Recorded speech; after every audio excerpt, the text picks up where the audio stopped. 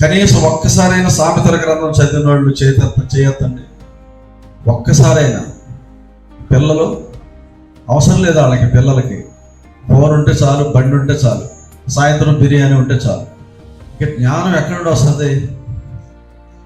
ఇన్ని పుస్తకాలు నెత్తి మీద పెట్టి పంపుతున్నారు నిన్నటి నుండి. చూస్తుంటే చాలా పిల్లలు చూస్తుంటే జాలి వస్తుంది. మంచిదే. అదే సమయంలో దేవుని యొక్క జ్ఞానం కూడా మన పిల్లలకి మనం నేర్పించాలి. మా చిన్నప్పుడు చెప్పేవాడు, సామెతల గ్రంథాన్ని బాగా చదివితే జ్ఞానం వస్తుంది. అంటే మన బుద్ధి మారుతుంది, మన ఆలోచనలు మారుతాయి.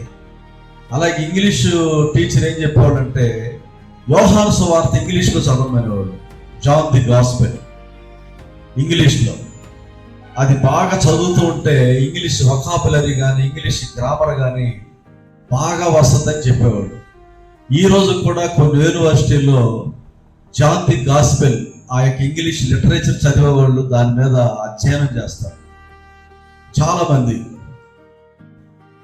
చాలా నాన్ డీటెయిల్ పుస్తకాల్లో ఈ సామెతల గ్రంథంలో లేదా ప్రసంగిలో ఉన్నటువంటి అంశాలు ఎన్నో కనపడుతూ ఉంటాయి. ఎందుకు చెప్తున్నా అంటే, ఇవన్నీ జ్ఞానం మన చేతిలోనే ఉంది.